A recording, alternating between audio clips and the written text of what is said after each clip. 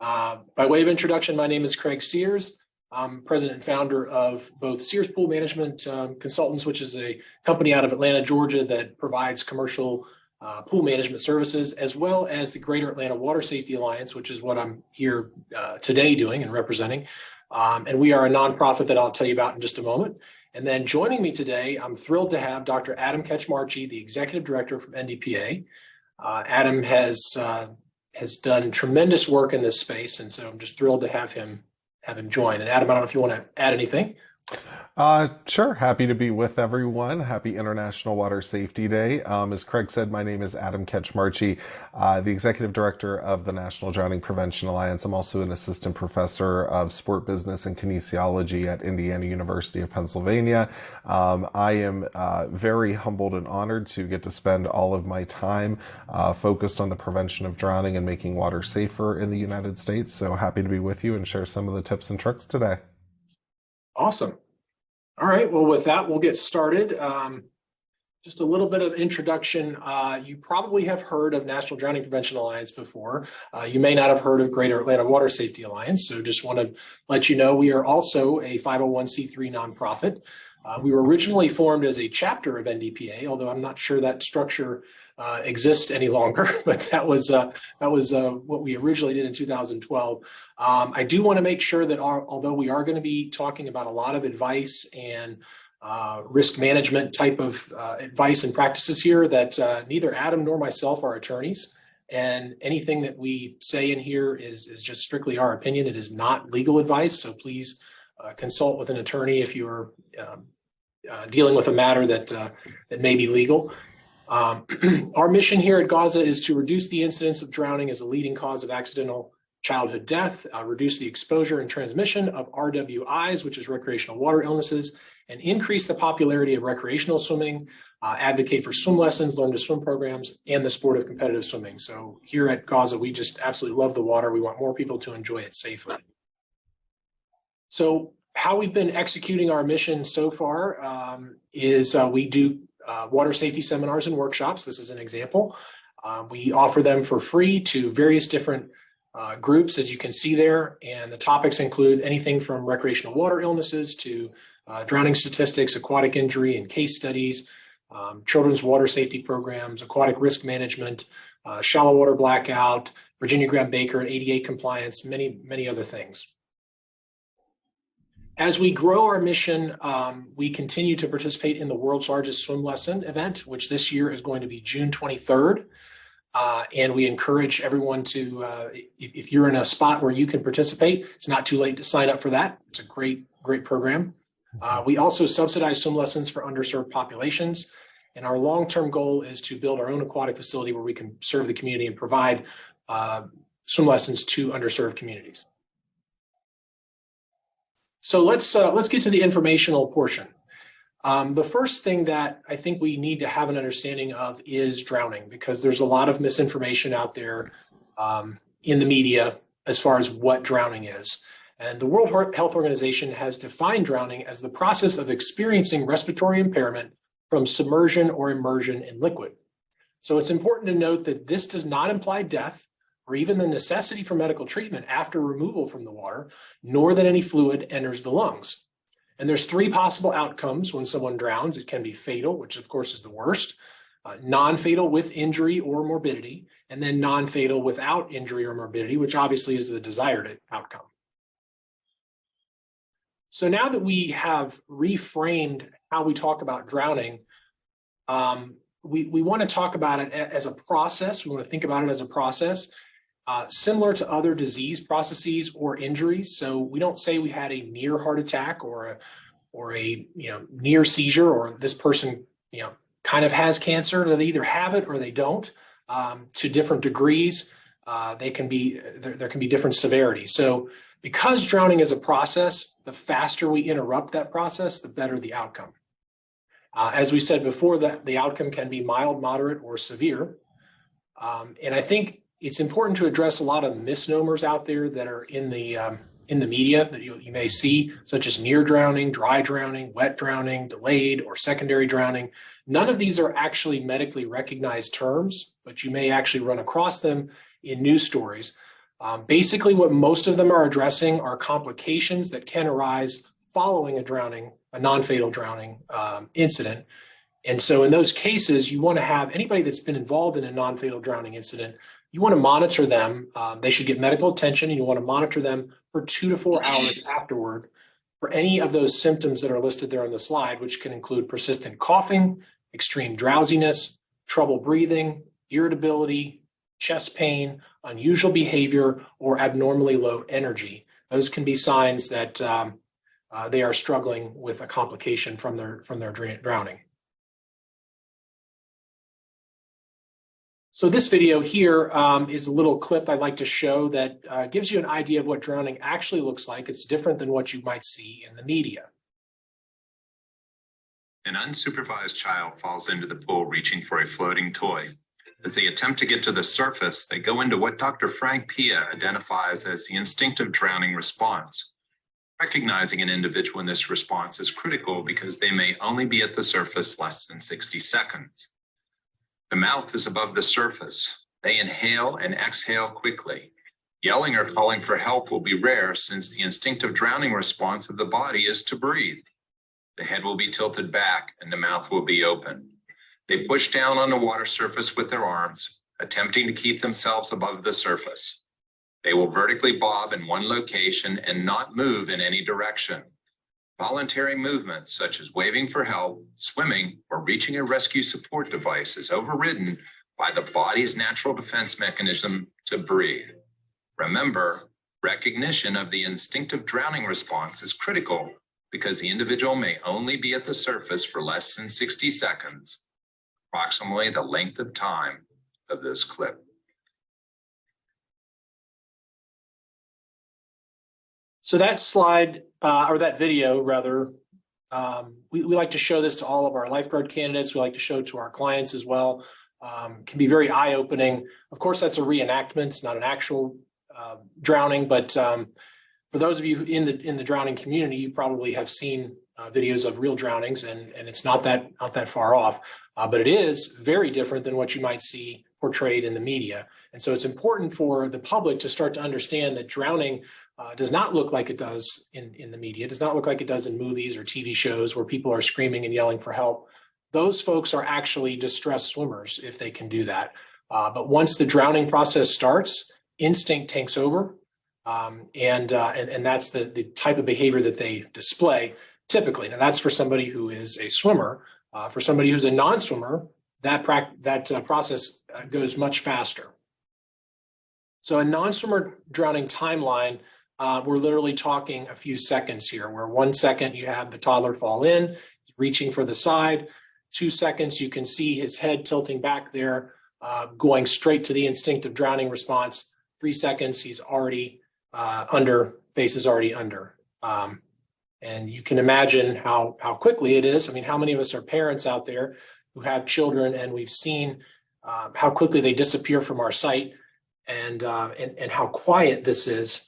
I know I've seen it happen many times in pools, and it can be traumatic. You know, parents don't understand how quickly this happens, but it is quick and quiet, particularly in the case of non-swimmers. So adequate supervision is vital.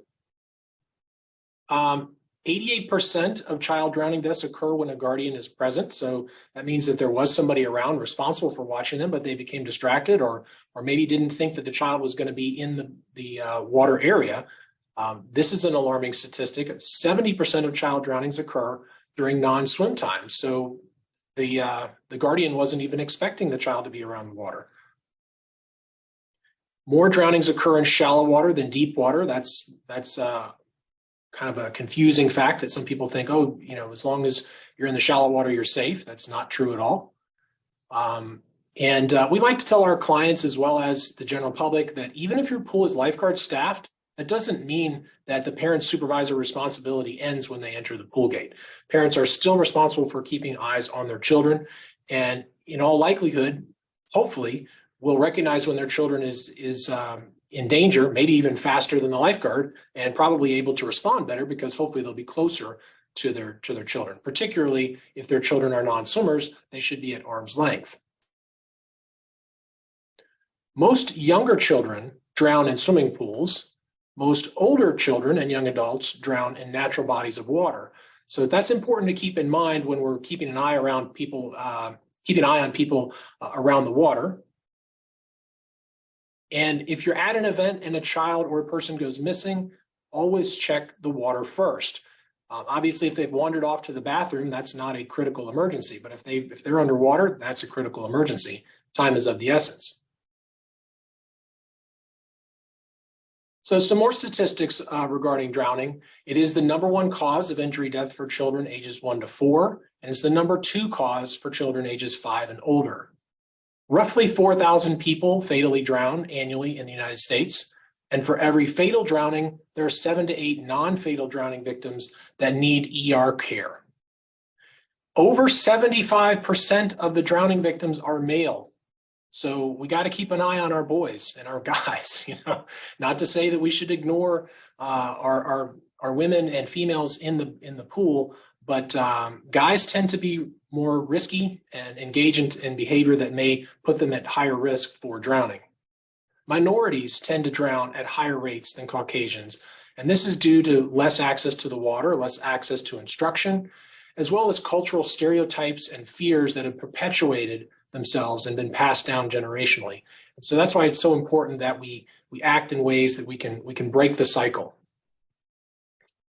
Most of these incidents are happening during the summer months, and half of them occur in group settings. I like to underline that half of them occur in group settings because it just reinforces how much people don't know what to look for, and they don't understand when somebody could be drowning right next to them. There are sadly many videos on YouTube, if you have a morbid curiosity, to look at, and where there are individuals that are drowning in real life and others around, and they have no idea what's going on. Very, very upsetting videos. So swim lessons and the ability to swim. Well, we know that swim lessons can start as young as 6 months. They're typically offered that young. Typically, that's going to be a parent-child class, like you see in the picture there. And that swim lessons can reduce the risk of drowning by 88%. That is huge. So that's a major factor in our need to promote more swim lessons. And sadly, many Americans do not know how to swim. The overwhelming majority of Black Americans, unfortunately, don't know how to swim. The majority of Latino Americans don't know how to swim, and a little under half of Caucasians don't know how to swim. That's a huge percentage of the overall U.S. population that does not know how to swim. So this slide talks about the 5 layers of protection, which is really championed by NDPA. And so I have a couple photos on here of examples, but the whole idea here is, if you're not familiar with the 5 layers of protection, is the more layers, the better, because you never know which layer is going to save somebody's life. So the first layer is barriers and alarms. Pool fences are really important, and that's going to be a pool fence around the whole area, as well as safety mesh fences, which there's a photo on the bottom there. The safety mesh fences are really great because it's very easy to do 4-sided fences with those, and they're very effective at keeping the little ones out. It's really important to check your gates. This is the month to do that. Make sure that they are self-closing and self-latching. Sadly, we see here in Atlanta every year cases where children drown in apartment complexes and multi-unit housing where the gates are broken. And the parents think that the children are on the playground or playing a basketball game or something like that, and have no idea that they've wandered off to the pool area and gotten in. So again, that goes back to that 70% of the time those drownings occur, they weren't even expecting the children to be in the water. Pool alarms, there's a variety of different pool alarms that are really helpful. Safety pool covers in the wintertime, we highly, highly recommend those. And then Virginia Graham Baker compliant suction outlets. We're going to talk about those more in a moment. The next layer is supervision. So there you want to have a lifeguard or a water watcher. If you're not familiar with a water watcher, we're going to talk about those in a couple minutes too. The next is water competency or swim lessons, which we have already talked about some. Next is life jackets, particularly around open water. Life jackets should be U.S. Coast Guard approved, and they should be sized correctly for the individual. You want to make sure that you're putting on life jackets that properly fit the individual. Children should not be wearing adult life jackets or they can slip right out of them, for instance. And children's life jackets are not going to give sufficient flotation for an adult. And then finally, emergency preparation, which has to do with CPR and water rescue, making sure that you and others watching those in the water have the proper training.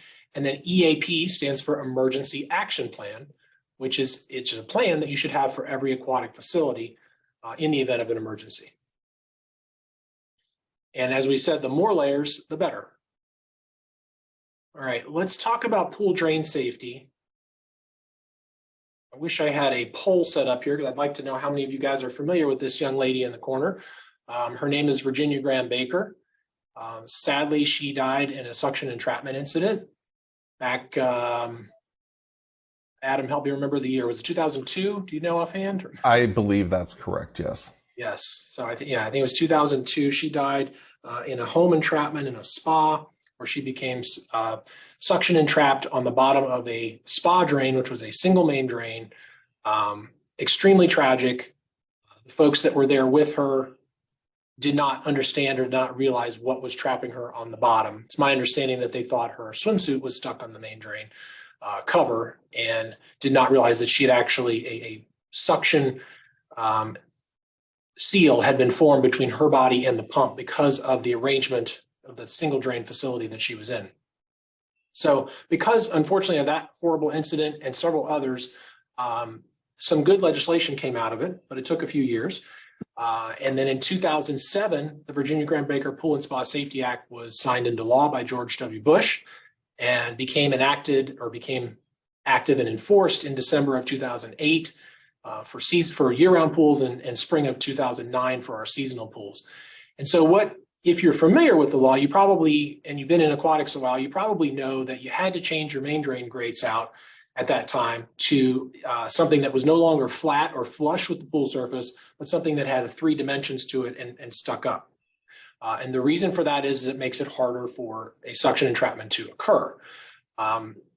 What most people overlook is the fact that these grates expire. And the manufacturers gave a 5 to 7 year, in most cases, expiration or lifespan of them. And unfortunately, there's not a really great way to track this. So it is up to each facility owner. So if you're the operator or owner of that facility, it is your responsibility to keep an eye on those when they were last installed, keep good records, and to know when they need to be replaced. Your pool professional may or may not know, depending upon when they step foot on property. But ultimately, the way that the law was drafted, it is the facility owner's responsibility. So we like to remind people of this because, number one, most people, there are a lot of grates out there that have the proper design, but they have exceeded their lifespan. And if, God forbid, an incident were to happen, there would be some liability on the part of the facility owner there, in addition to the tragedy that happened. So we urge you to check your drains for compliance, check your sumps, which is the area underneath the drain, and check your equalizers, which is the submerged suction fitting underneath your skimmers. So if you're not familiar with these terms, we urge you to get in touch with your pool professional and discuss this with them. I also like to bring to everyone's attention that this only applies to commercial pools in the United States. So residential pools, there are still pools out there that are non-compliant, that have single drains and the old-fashioned drain covers. And outside the United States, there are multiple places I've personally come across that have non-compliant installations. So when you travel outside the United States, be aware of that.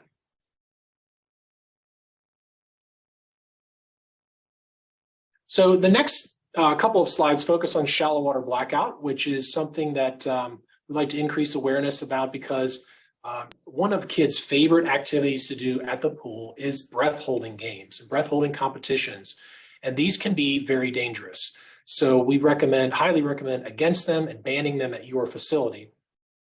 This type of problem happens primarily due to hyperventilation prior to the breath hold because of the fact that the urgent need to breathe that you feel is triggered by the high CO2 levels in your blood, not the low oxygen levels. And what happens when you hyperventilate is you expel excess CO2, which kind of gives you a false bottom or a false starting point for where your CO2 blood level is. And what can happen is you don't feel that urgent need to breathe prior to your oxygen level dropping too low and reaching the blackout point. And so then the person blacks out underwater. And unfortunately, obviously at that point, your body would involuntarily breathe or in, but you're underwater, that's a huge problem. So this is what it looks like graphically. During a normal dive, you take a breath, your oxygen level there in red starts to deplete, your CO2 level there in blue starts to increase. When that CO2 level reaches the dotted line, then that's triggering that urgent need to breathe, where you feel like I've got to come up and take a breath. You come up and take a breath and your level's restored to normal. Your oxygen level goes up, your CO2 level goes down, no problem, right? But take a look at that area on the bottom, the O2 blackout zone. In the next slide here, this is where a shallow water blackout occurs, where somebody has hyperventilated. You see that blue CO2 line has been artificially lowered, which means that it's going to take longer for it to reach the dotted blue line where you feel that urgent need to breathe. And unfortunately, before it gets to that point, the O2 level drops in the blood, causing the person to black out. So typically, shallow water blackout, it's been identified as one of the key reasons where very competent swimmers drown. And sadly, there's been cases where very strong swimmers, even Navy SEALs, sometimes have been practicing breath holding in their pools and have been victims of shallow water blackout. Speaking of breathing, the next slide here talks about full CPR versus hands-only CPR. So hands-only CPR came out a number of years ago as a result of the American Heart Association determining that many people were unwilling to give mouth-to-mouth breaths to strangers, which is understandable. But that if they were willing to do the compressions, there would be some value in those compressions until EMS arrives. And the reason for that value is that the person was breathing right up to the moment that they had their cardiac emergency. And so there's still some blood there's still some oxygen in that blood. But unfortunately, in the cases of drowning victims, that oxygen has expired and has been used up. So if you're doing hands-only or compression-only CPR, or also sometimes called bystander CPR, on a drowning victim, you're not helping the victim. It's very important that you understand and that folks understand that the rescue breaths are absolutely essential in these cases. So the next slide, we'll talk about lifeguards, which is, again, a supervision layer of protection. And if you've been in the United States, or if you are in the United States and here through the pandemic, you're probably aware there's been a severe lifeguard shortage, particularly over the past few years. And there's a lot of reasons for this, and I won't go into great depth on all of them, because I want to make sure we leave time for questions here at the end for both Adam and me. But basically, the U.S. was on decline with lifeguards to begin with, and the pandemic just exacerbated that issue. Basically, what we saw happen is both guard certifications expired and instructor certifications expired, and the majority of aquatic facilities closed during COVID, at least for a portion of the time. And so what we found is that people left the industry and started finding other jobs because they needed other work. So now that the pandemic is wrapped up and facilities are back open again, there is quite a bit of rebuilding that the industry has to do. And so it's important for us to kind of all pull together and help make this successful. But it's also kind of important for us to understand how we got ourselves in this position to begin with. And some of the cultural norms that we're now battling, which include the return of summer internships and travel, and a very noticeable cultural and generational shift toward flexible and remote work, which we now have to focus with, neither of which are really compatible with lifeguarding, because lifeguarding, you need to have a person in a stand watching or roving, watching swimmers in the pool. So what we find now, and particularly with these summer seasonal positions, is that our typical age demographic is going to be high school and college age teens and young adults. And they are more and more interested in making money online. They're more and more interested in working remotely at their convenience, and there are more and more ways that they can do that. So what we've got to recognize is how can we attract them back to the industry?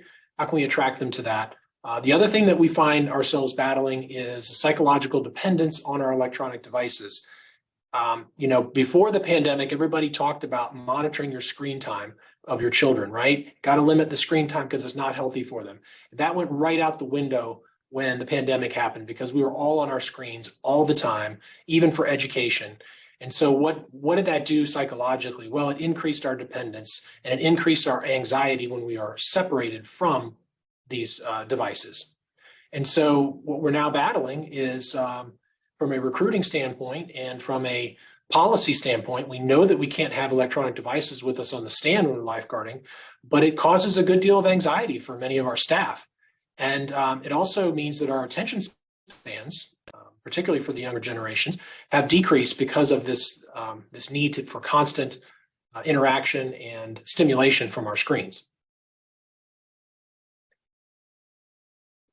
So let's talk about water watchers. We said we were going to talk about them earlier. To the right there, you see a water watcher tag, which is available through Pool Safely. There's also other organizations that have water watcher tags. We're big fans of water watchers, particularly during the lifeguard shortage. Our take on that is that somebody watching the water is better than nobody watching the water. However, there are some kind of important distinctions, and this is where we do get into a little bit of legality and insurance type questions. So I want to make sure that again, I reiterate that this is not legal advice, but things that you want to consult with a legal professional on if you're planning to use water watchers at your facility. So first of all, both water watchers and lifeguards are responsible for watching the water and preventing accidents and responding. Now, the response is going to be different. Obviously, lifeguards would be trained how to get in and do physical rescues. A water watcher may respond by simply calling 911 or maybe using a shepherd's crook to try to pull somebody to the side. Those are more basic type things. We're not expecting the water watchers to do full-scale rescues. Both of them can enforce pool rules. Both of them should be readily identifiable, either by a tag if you're a water watcher or a uniform if you're a lifeguard. Good Samaritan laws, as I understand it, should offer protection for both. However, you do want to confirm with your attorney for your association or whatever facility you have, whether or not water watchers would be appropriate for you and whether or not there would be some protection for them when they're acting in good faith efforts. Of course, as I mentioned before, water watchers are not going to be trained to perform water rescue or resuscitation, but they could assist a lifeguard and also function as a ready bystander. Water watchers are volunteers and may or may not be covered by insurance. So it's important. This is an important distinction that if you have water watchers at a facility, then you want to discuss with your insurance if there could be coverage there. And the only way that I've understood that you might be able to get some coverage there is if you deputize them, which means that the board of directors for your facility would officially vote and say, we are approving the use of water watchers at our facility, and they will be agents of the facility, and therefore they could be covered by the directors and officers coverage for that facility. But again, that is an insurance question that you need to clarify with your agent if that's available. Okay, so now we'll talk a little bit about how do we stay healthy when we're in the water, and we'll talk about some fecal and non-fecal related illnesses. So why do we want to talk about this? Well, recreational water illnesses are extremely common. Diarrhea itself is extremely common.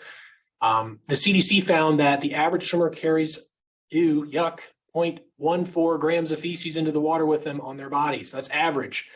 And that 11% of the population has diarrhea at any given time. And these are US statistics. If you go outside the US, those statistics may get worse where public health is not as strong. There is a difference between solid fecal and diarrheal contamination response. Per the CDC, solid feces and vomit can be treated the same. Typically, you need to raise the chlorine to at least 2 parts per million and close for roughly 30 minutes, whereas diarrheal contamination requires raising the chlorine level to at least 20 parts per million and closing for 28 hours. Where we have run into issues with facility operation is where we see folks that penalize the reporting of fecal contaminations. And we recommend against this process. We understand the rationale for it. Everybody wants to maximize the swim time in the water. But if you penalize people for reporting fecal contaminations, meaning that you fine them or you ban their membership, you're going to discourage them from reporting it. And what that could lead to is actually more people getting sick. So we encourage you to ask people to report them. Next up, we'll talk about non-fecal related illnesses. And the most common one that we get questions about is swimmer's ear, which comes from the Pseudomonas bacteria. The risk factors here are water exposure, how long has your head been submerged, high temperatures and humidity, any minor trauma to the ear canal, such as sticking a finger or a pencil or even your Q-tip in there can actually scratch the surface of the skin inside the ear and open it up for infection. Swimming also causes the loss of protective earwax. Maybe you didn't know this, but the earwax that our ears generate is designed to protect our ears and our very sensitive skin in there. And so what can often happen is that when you get water trapped in your ear after you've been swimming, it's very irritating. Particularly with children, it's itchy. What do you do when something irritates you? You try to scratch it. You stick something in your ear. But what happens there then is you can introduce bacteria again, you can scratch the skin and then open it up for an infection. But it's very easy to prevent these infections. Basically, you keep ears dry is one way, or if you do submerge in the water, you can use earplugs or bathing caps. And then my personal favorite is using eardrops, which are typically rubbing alcohol and glycerin. If you don't have commercially available eardrops, you can just use rubbing alcohol and glycerin for them. And if you use those, you're pretty much going to almost guarantee that you won't have swimmer's ear because the alcohol dries out the water and kills any infection in there. So the next slide is just a list of online water safety resources for your community. The NDPA has tremendous resources on their website. Our Facebook page has a lot of information up there as well. And we're working on updating our website, which is gawatersafety.org, to have more of a resource section. The Pool Safely campaign, the Red Cross Whale's Tails has some great information, CDC Healthy Swimming Site, the National Water Safety Month, shallowwaterblackoutprevention.org, notoutofthewater.com, AOAP, which is the Association of Aquatic Professionals, has a Respect the Water campaign program. And then the World's Largest Swim Lesson is WLSL.org. So all of these are great resources and ways that you can engage your community in water safety. All right, with that, I will wrap up here and ask for questions for either myself or Adam, and want to encourage you that if you found this information helpful and you are not a water safety nonprofit yourself, we don't want to ask other water safety nonprofits to donate because you're doing good work in your community. But if you're a member of the public and you'd like to contribute to the good work that we're doing here at GAWSA or the great work that Adam's doing at NDPA, we always welcome donations, which can be made on our respective websites. Adam's and my contact information is also there, but at this point, just want to open it up for questions and interaction. If I may ask, my name is Simba, and I'm tuning in from Botswana. Is it something that we can also adapt from this, from our end of the world? Absolutely. Yeah. Yeah, the curriculum at the World's Largest Swim Lesson is very simple. It's very straightforward. It's basically half of the time is spent on water safety instruction, and the other half is spent in the water, doing very basic learn to swim. So it's meant to be an introduction for those who are kind of afraid to, or haven't, taken that first step. And then hopefully it opens the door to where they want to sign up for ongoing swim lessons at your facility. Okay. Yeah, because a lot of the things that you are sharing right now, basically it's the first time that I'm hearing it, and I think we still have a lot of work to do on this side of the world. We don't have much things that are in place, and I think I would want to be part of the people who break the ground on this side of the world. That's fantastic. That's we awesome. need more water safety champions. Yeah, I know Adam knows that drowning is even a worse problem outside the United States. It's one of the biggest causes for loss of life around the world. Yes. Even on this end, we've had to encourage people to put in covers and safety nets because we have a lot of drownings as well, and it seems as though no one is doing anything about it. Yeah. Well, there's a lot of fantastic programs and resources at these websites that I showed you here. Let me back up to that slide. So if you want to write any of those down, and reach out to Adam or myself, and I mean, Adam has an extensive network of people, and I've got a pretty good network myself. So either one of us would love to help you. Yeah, Okay, absolutely. Sure. Thank you. Sure.